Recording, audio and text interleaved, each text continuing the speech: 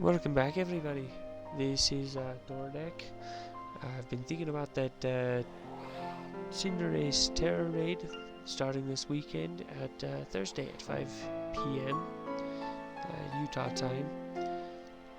And we're not going to be able to use fairy types like we thought we were going to be able to. He's got quite the move set. Let me pull it up. Okay, this time it's working. So hopefully my screen will change. I'm not used to using this, but with a 530 base power, he's really quite strong. 116 base attack, like that is really good, and he's going to be fast. Coming down to his movesets, he's gonna have things like Pyro Ball and high jump kick with a base power of 130, dark move for one sucker punch. So he's going to be strong against ghosts, psychic, and fighting. Probably not fighting. What was it? Oh, he could have flying moves. He's gonna have his fire move, Pyro Ball. Down here, he's got a steel move, Iron Head, and Gunk Shot. And so there goes Fairy, Grass, Psychic. Like this guy, he's going to be extremely hard to fight. And with the fighting terror type, his only weaknesses are going to be fairy, flying, and psychic.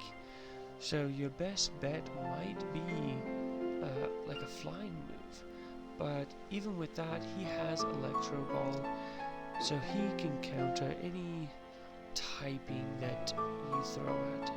So I'll give you some of the best things that I've found while scouring the internet on how to defeat this thing, because he looks very formidable. So let me go back to this. Wake up. So we're looking at two Pokemon specifically. Check summary. Rouge and Cinderace. Because they are very strong, and their ability, Flash Fire, makes them immune to fire attacks. So that will get rid of all of the Cinderace's fire moves, or else it'll power up your fire move. The other good thing about him, Edge, is also immune to fighting type, since he has the ghost typing.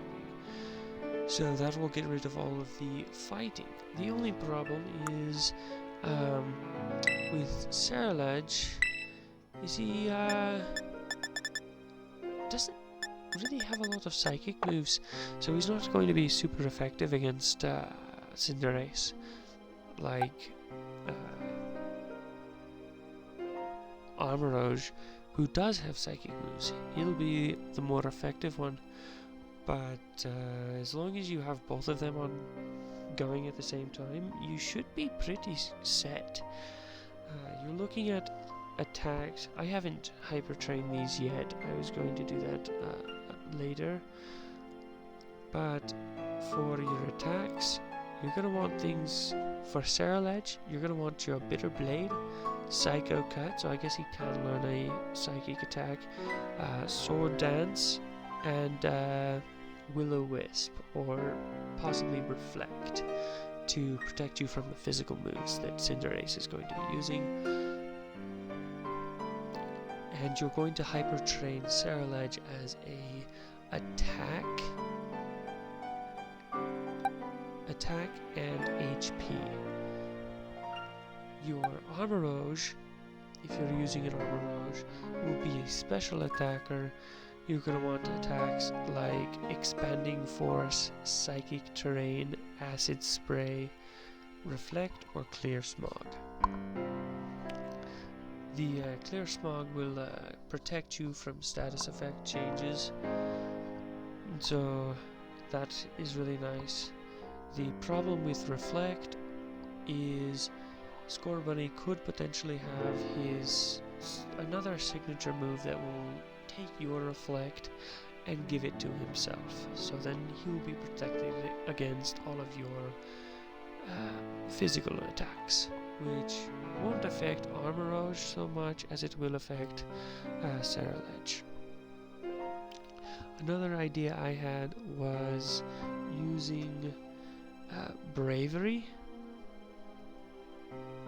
since his flying type negates his the normal type weakness to fighting.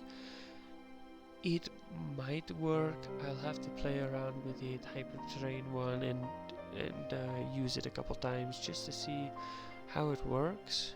But those two Pokemon are looking like the best options.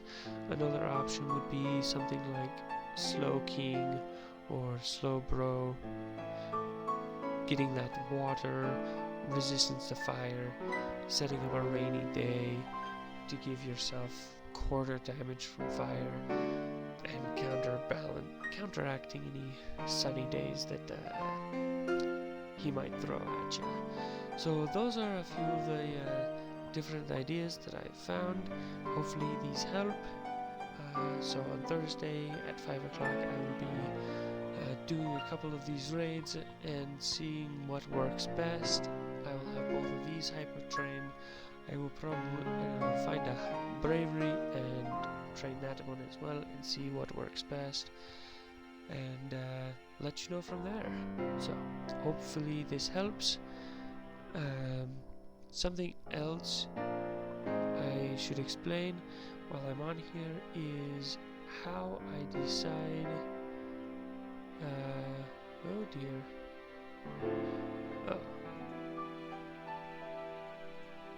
Okay, it did pop up. How I decide what Pokemon to actually hyper train, I will give you a couple examples. So, I was talking to Corian, and he suggested using the 4 Dark Legendaries. So here is Tinglu. You look at his total base stat, and it is 570. The lowest I will usually go, if I'm going to hyper train something, is probably 480. I try to have it about 500 because those are usually the best. And you're looking at the attack stat, you want this close to 100, or at least the special attack stat close to 100. And so this one I would hyper train as HP and attack, but don't let that fool you. You want to check its moveset. Look for these little yin-yang signs. That will tell you if he can learn any like attack ups or anything like that. But the problem with him is he literally cannot boost his attack in any way, shape, or form. So he becomes pretty much useless in a Terra raid where upping your attack is one of the only ways to do anything like that. So even though his stats are absolutely insane, he's just not usable. Whereas somebody like Chi-Yu or Ching Pao, they are a lot more usable. You can see his special attack is 135, which is absolutely bonkers. But when you come down to his thing, he has Nasty Plot, which when you click on it, Nasty Plot raises the user's special attack by 2 stages, which is absolutely amazing. So, that is why I would hyper train Chi-Yu over Tinglu, because of the ability to up the attack. So when you're looking for something to hyper train, look for at their types, what they're good against, what they're weak against, and their attack stats, special attack stat. Make sure that's good. Total's good, and make sure it can up its attack or special attack, whichever one it's going to use. Don't worry so much about like iron defense or your defense up things. Those aren't going to help you win a battle. Those will make you lose because you're wasting attacks, chances for attacks, defending yourself, and so you lose out on damage. But I hope this helped, and hope to see you in the Terror Raid with Cinderace, and we'll see you later.